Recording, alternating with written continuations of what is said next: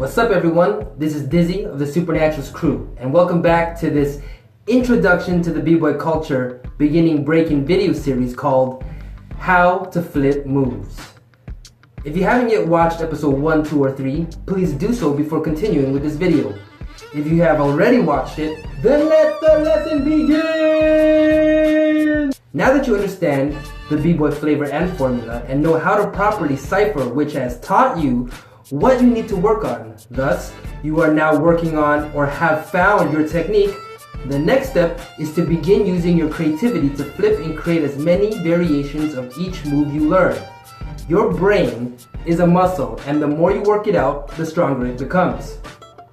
Being original is an important value and aspect of breaking where every b-boy and b-girl should seek to create their own moves.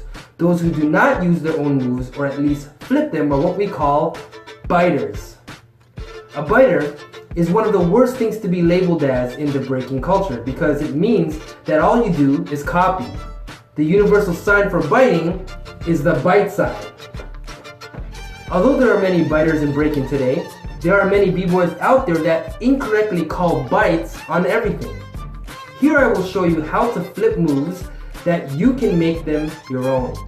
There are 3 levels to flipping moves. The first level is to change the details. The second level is to change the dynamics. And the third level is to change the concept. First, let's start with changing the details, which should be the absolute minimum in each of the moves that you use in breaking. Even the most basic moves you learn in breaking, you should be changing the details to make it yours. For example, take a basic move like the baby freeze. You can change the move by simply changing the small details of it, such as how you place your hands or the way you place your legs. It can even be the way you position your head that makes the move yours. So every single move you do, you should, at the very minimum, be trying to change the simple details in it to make it yours. However, some people will still say something like, "Oh, you only changed the placement of your hand," which is the reason why I say that changing the details is the absolute minimum. Now, before I move on to the second level of flipping moves called changing the dynamics, I need to break down an important breaking concept. There are 3 parts to every move which can be flipped. First is the entrance transition into the move. Second is the actual move itself. And third is the exit transition out of the move. When you think about it, you can technically change all 3 parts to a move. But at a minimum level, you should at least change either the entrance, the move itself, or the exit. Now, the second level of flipping moves is what we call changing the dynamics of the move. This should be the average or standard of each b-boy or b-girl when it comes to flipping moves. So here, I will give you a special secret of mine that I use to easily flip moves. I call it the 8 basic ways to flip a move. Imagine that you could download an app, and every move you learn, you can record it, run it through the app, and it would create different possible variations of the move for you. For example, let's pretend that I just learned the baby freeze.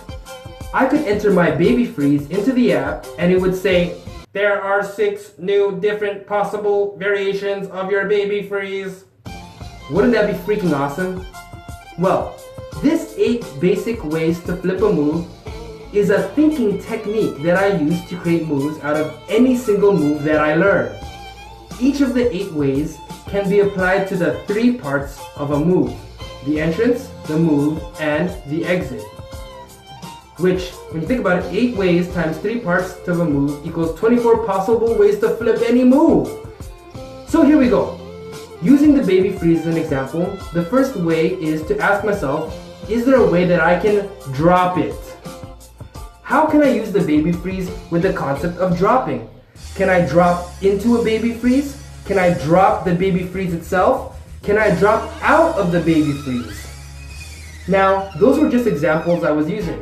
But you can do the same with any move you learn. Next is to ask yourself if you can spin it. which is pretty much self-explanatory. Can I spin into the baby freeze? Can I spin the actual baby freeze?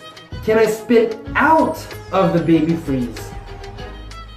The third is to slide it. Can I slide into a baby freeze?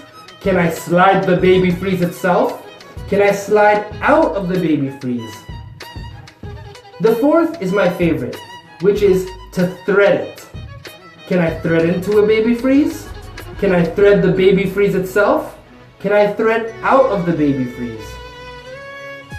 Now the previous four are the more basic ways, but the following four are a little bit more complicated to explain.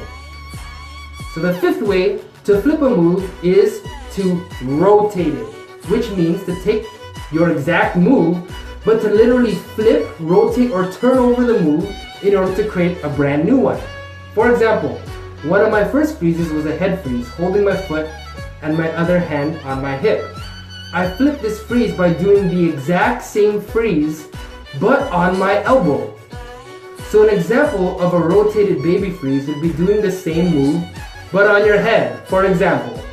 Now another example I can give is a Lego leg, taking the exact same movement, but doing it upside down. Now the sixth way to flip a move is to risk it, which is adding an element of danger or risk of injury, something that might even be painful.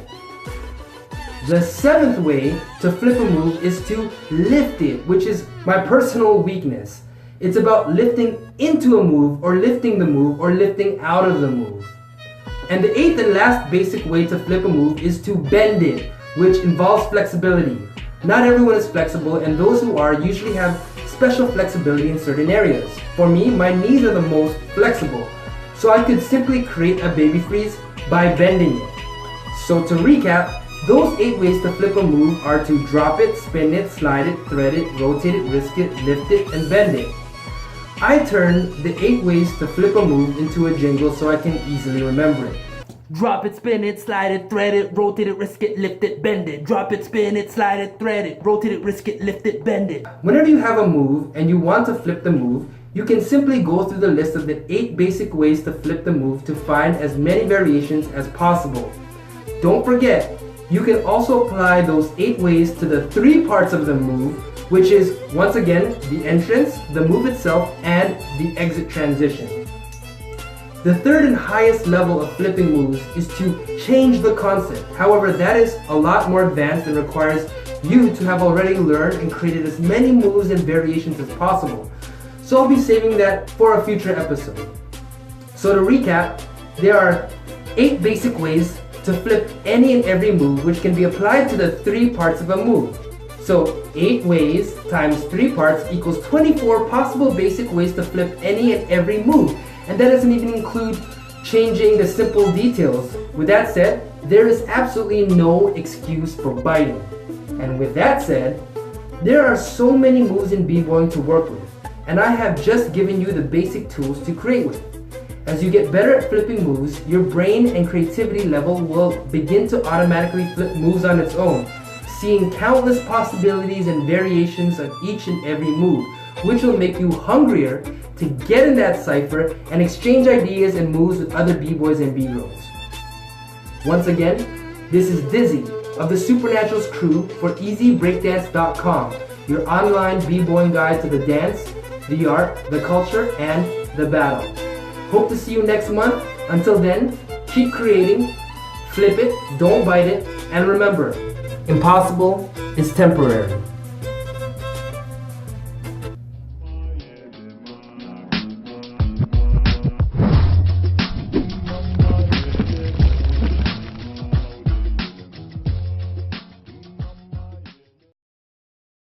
Drop it, spin it, slide it, thread it, rotate it, risk it, lift it, bend it. Drop it, spin it, slide it, thread it, rotate it, risk it, lift it, bend it. Drop it, spin it, slide it, thread it.